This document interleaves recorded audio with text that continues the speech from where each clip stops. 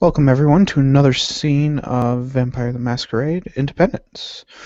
It's a nice, cold, crisp night here in Independence, Texas.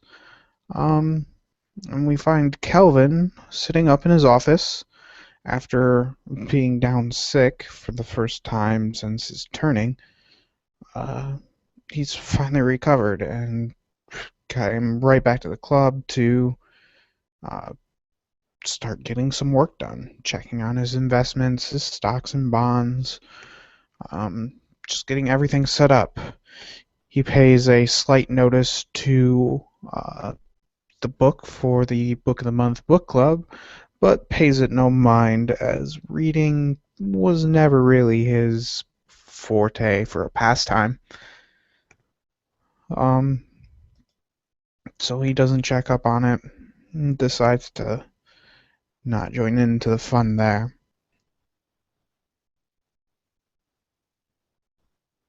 We'll say it's about 11 o'clock, just starting to pick up on business.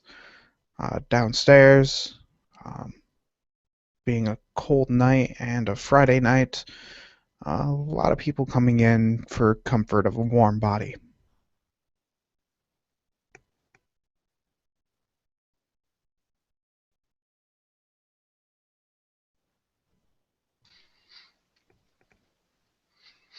Rain will kind of enter your office, um, just kind of casual at first.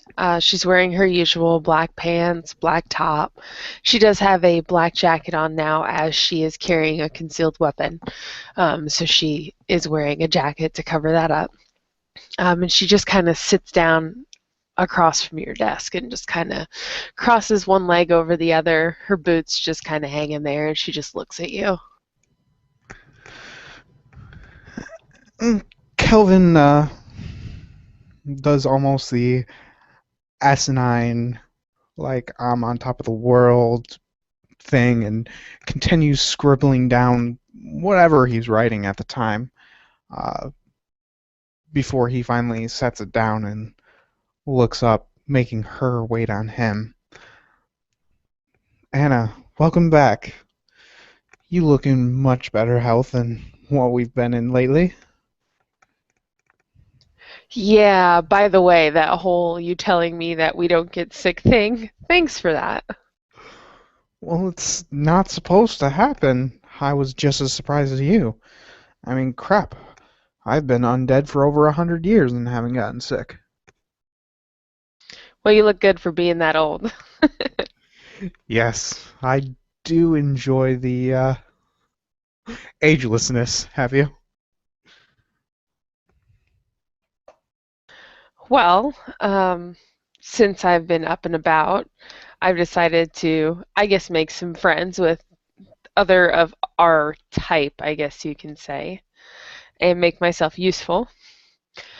And I came across something yesterday, and I need to talk to you about it. By all means. So, um, you know how we're looking for this chick? I don't even remember her name. That wasn't what I was thinking about yesterday, but we're looking for her. Well, the prince is looking for her.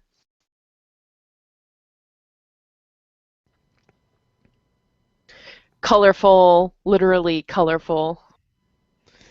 Yeah, I heard some mutterings about it, but I wasn't really looking that far into it.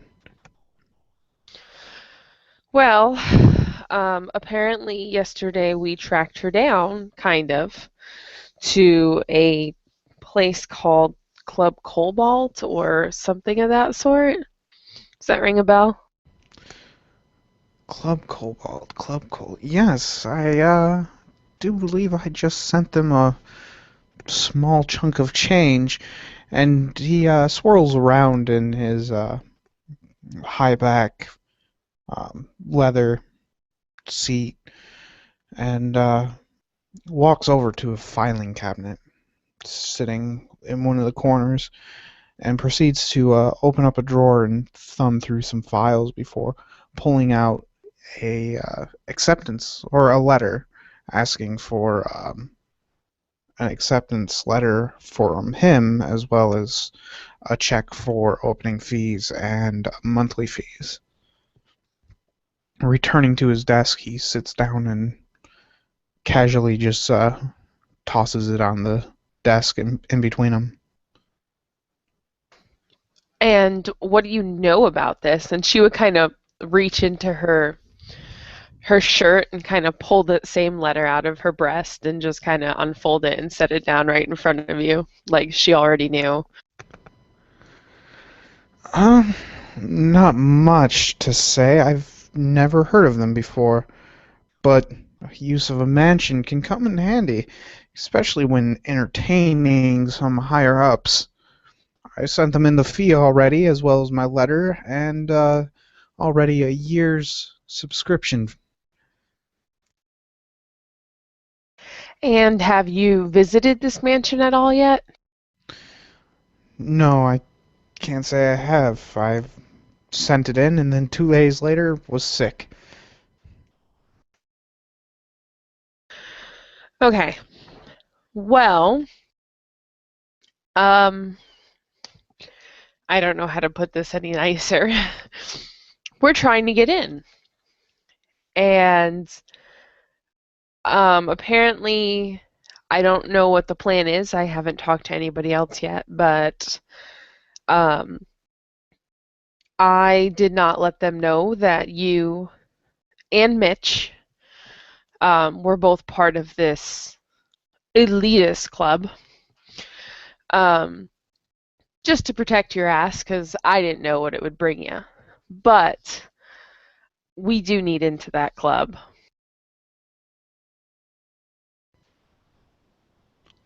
Well, let me see if I've been accepted. And he starts tapping away at his computer and brings up his account information and starts skimming through it. Well, they haven't cashed my check, so in my letter I sent them, if I was to be accepted, to go ahead and cash it. So until that happens, I can't say I am part of the club yet. Would there be any particular reason that, like, was there anything that said why you wouldn't get accepted? Nope, just this introduction letter. This is all I got, saying to send this stuff in.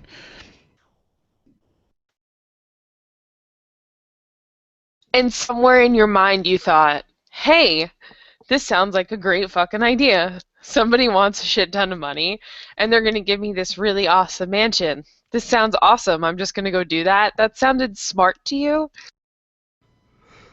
Well, it sounded kind of like timeshare, and I've had some good dealings with timeshare before, but if it became something that this small investment did not turn out, usually the law can be persuaded to help out someone of financial means. She'd kind of raise her eyebrow. Small investment? Are you kidding? And he nodded.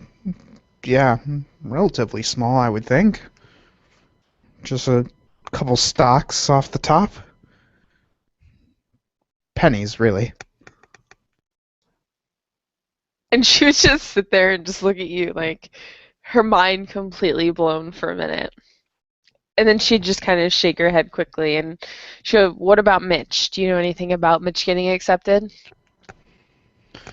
We may mention some small talk, really, while we were cooped up at Everly's. Uh, Not a whole lot about it, other than we heard about it. We both got the formal letter, and uh, we're both waiting to hear back.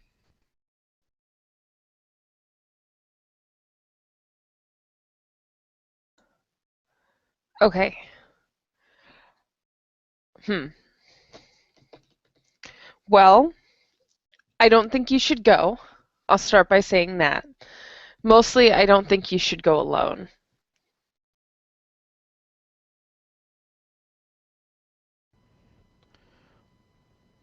Well, if it's such a prestigious club, I don't see why I wouldn't. Because I think what's happening right now is most of the people that go in don't ever come back out. And that's kind of why we want in, is because the people that are going in are not coming back out. Well, that does make things a little bit more interesting. Well, I promise you right now I won't go in alone, but we'll wait and see what they have to offer. Either way, we're going to need to get in there. So between you and Mitch, I really hope one of you get accepted. Because if not, I'm really, really scared as to what means they're going to take to get into that place. Kelvin just shrugs a little. Wouldn't really be my area of expertise, but getting into some place never really been a problem for me. He says, scratching his head as he thinks about just doors always being open for him.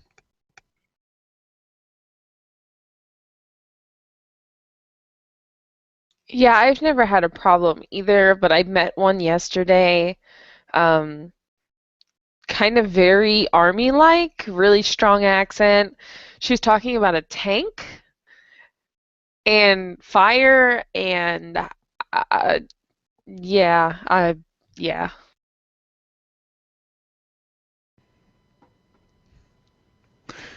Well, that would definitely be a waste of that building, but hey, nothing wrong with driving in a tank. I remember my first time. You've driven in a tank before? Ridden, they wouldn't let me drive it, but still, it was a blast. I'm sure it was. But I digress. I promise you for now that I will not go in alone, and if I hear anything else, well, I guess I'd let you know. Anybody else I should inform? Well, that's why I came to you. When I went in there, I found that stuff, and Shell asked me if I found anything, and I kind of made copies of the letters. I didn't want to take the originals nor the checks. Um, so I just made a copy of the letter. And I didn't tell anybody because I didn't know what kind of trouble it would put you in. So if it's okay to disclose that information with them, um, I mean, that's cool. They don't know anything. Well, Shell doesn't at least. Oh, yeah, that'd be fine. What I do with my personal life is my own business, but I don't see why this would be a breeze, uh, be a break in masquerade. I mean, it's a social club for God's sake. I think it's becoming more than that. I think there's a lot going on with this place, and I think we're trying to investigate what exactly is going on, but they keep everything so secretive, and it's so hard to get into that not everybody can. And I was thinking, I could probably get my way in there, no problem, but I'm not going to go in there alone because I probably won't come back out. Smart lass. So here, you can keep, I guess, the copy of this letter and shred it and do whatever you need to. But I just wanted to make sure that you were protected before anything else. And he takes a look at the letter that he had handwritten himself and chuckled and pretty much just crumpled it up and basketball shot it into the uh, wastebasket near his desk.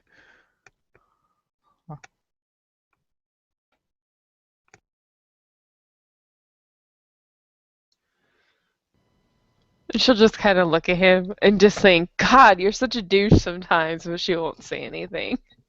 But her look just says it all.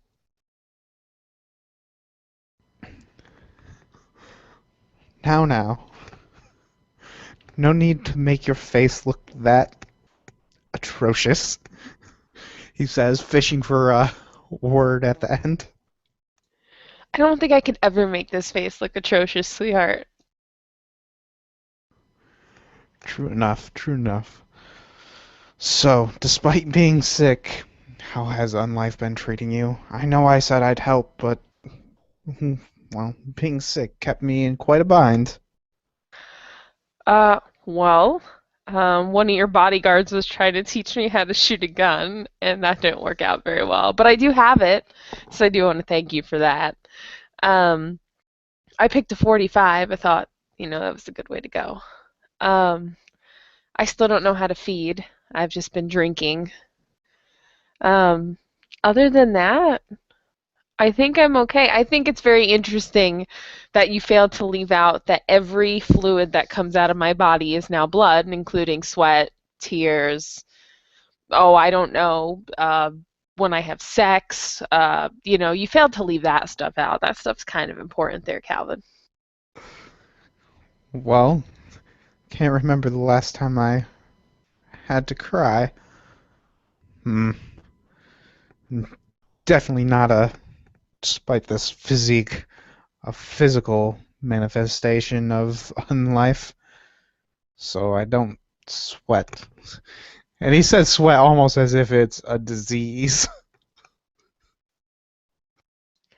Well, I haven't sweat either, but I was informed that, because I was talking about certain things, and Baker decided to give me a starter kit, apparently. And I asked him why in God's creation would I need condoms? I didn't use them before, and why would I need them now? And he informed me that every one of my bodily fluids is now blood. So I want to thank you for um, not telling me that part, because that would have been really important. Hey, let me sit on your face. Oh, shit. Yeah, but being a female, you could just wrap it off as, well, that time of the month. I would never do that to a guy. There's just rules. There's just rules. Oh, God. Rules are meant to be broken, especially in the pursuit of pleasure. God, that would have been mortifying for me. I would have been like, the fuck is going on? So next time, you might not want to leave that one out.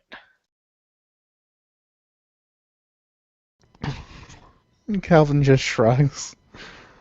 Well, hopefully there shan't be a next time, but you never know.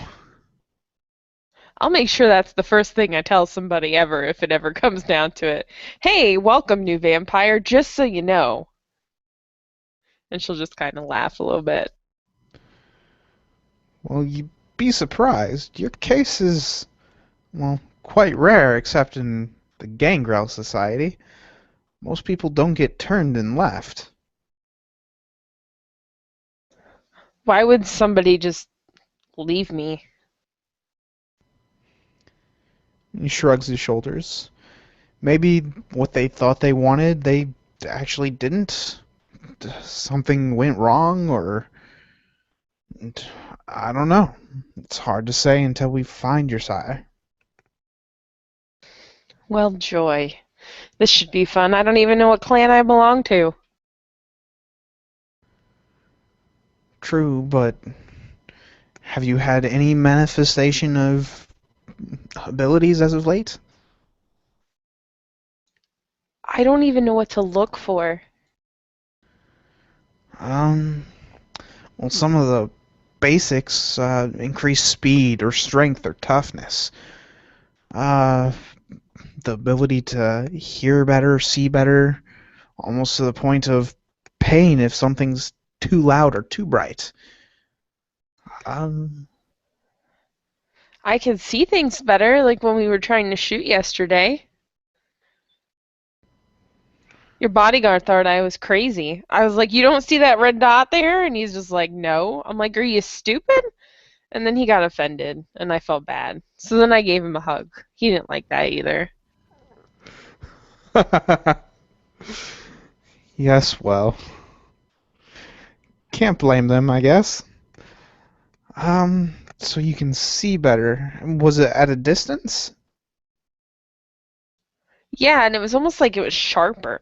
Like it was just, I don't know, like I didn't really have the greatest vision before.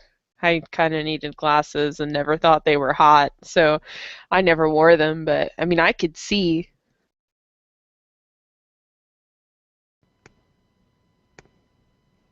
Okay, well, hmm, maybe another test is in order.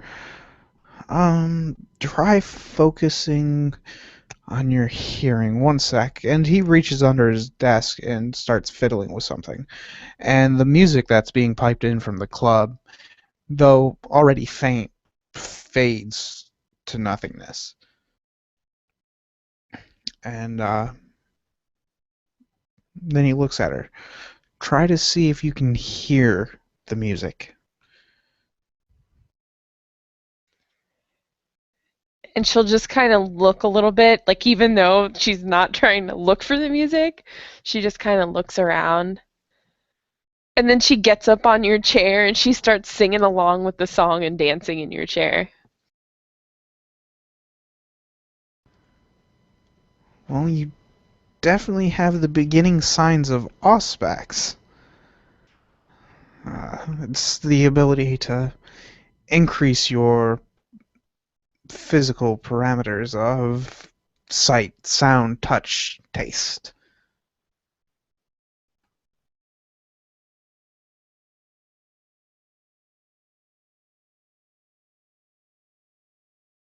And does that go with a certain clan, or am I just a misfit again? Well, it's actually one of the three branches of the Toreador. Let me see if I can remember. And he puts his hand to his lips as I actually look up clan disciplines to glance through them. Though, granted, it is one of the Toreador, that's also something that most caitiffs learn as well. They tend to be stuck in some of the more baser um, disciplines. Uh, I believe the Malkavians are adept at it. Um, do. Nope. I should start at the top of the list instead of trying to scroll up.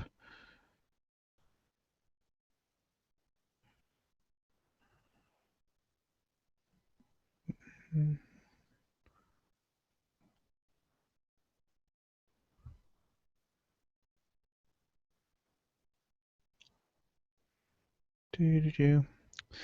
So Malkavians, Toreador. There should be a third one.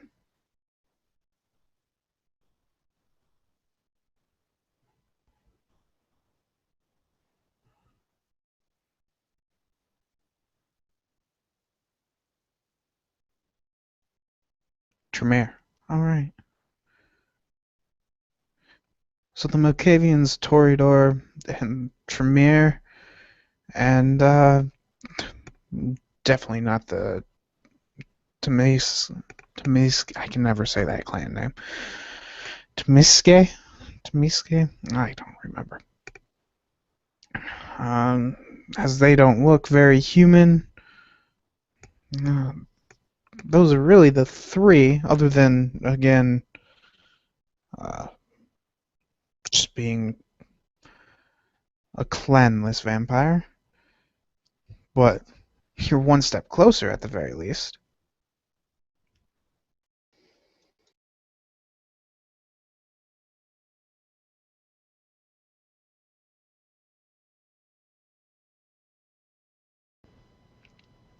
The other staples of Clan Toreador, though.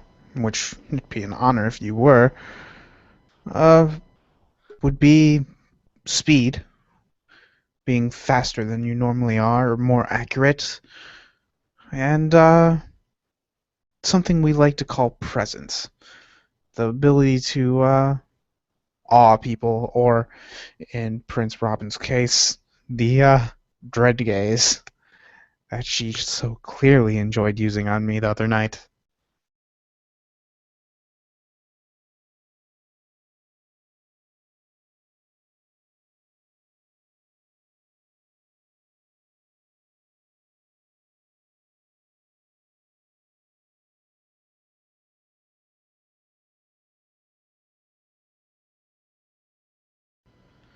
But like I said, everything will come out in time, and maybe something will trip another trigger.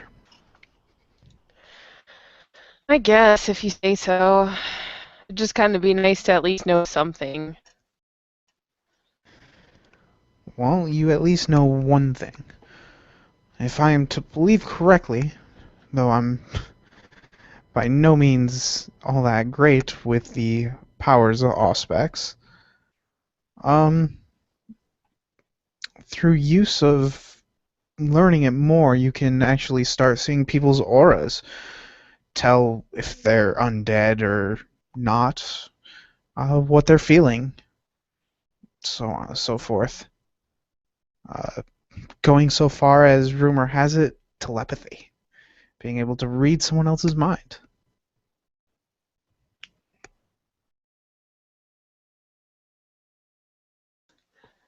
I don't know if I'd want to read somebody else's mind. I feel like that'd be dangerous.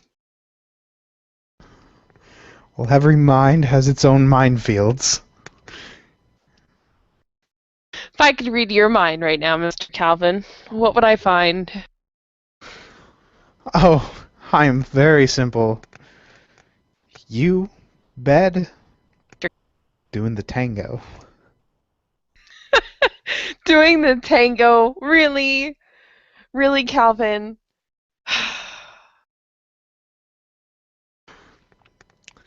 What can I say? You are a beautiful creature. But doing the tango? That's something a grandpa would use. And I get it that you're kind of old, but you look young. You gotta use something more fresh.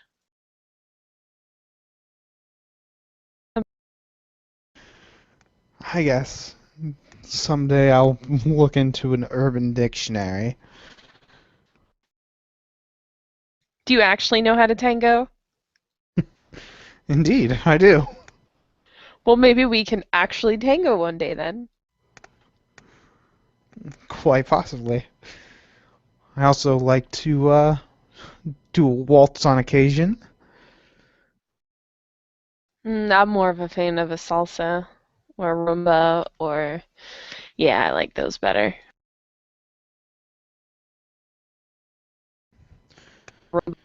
He'll nod at that. Very understandable.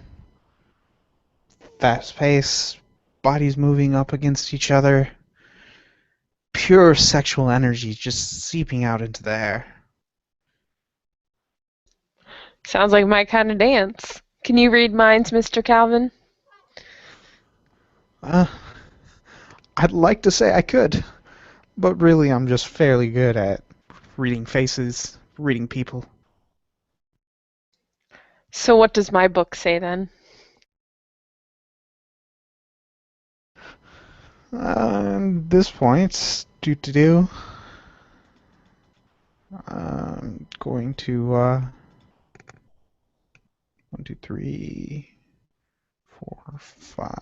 6 die to watch him fail at this. If you're trying to hide it, you can roll an opposition, manipulation, either expression or subterfuge. She's not hiding it. Okay, then with one success, he would be able to read base knowledge of whatever is flitting across your face.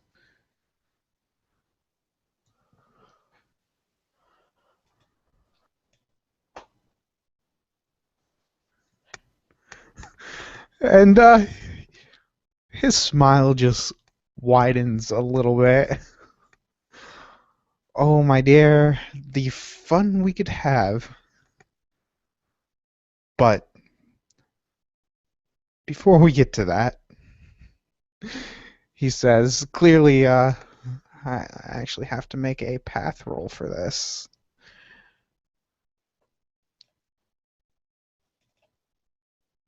Three, four, five, six, seven. Oh no, that would be his. That. Oh well, we're screwed. So he stops mid sentence and just shakes his head. Never mind. There'd be a much better way to teach you how to feed. Come. And he holds out his hand to her as he walks slightly across the desk. She would gently lay her hand in it, just kind of running her fingertips along the palm of his hand. And he takes her hand and shifts the shelving unit back, leads her down into his lair, where we proceed to go into rated R territory, where he teaches her how to feed from him, explaining how she would employ these on a human and more. If that wraps that up roughly. Roughly. Okay. So there we will end the scene. Thank you, players, for playing and watchers for watching. Till next time.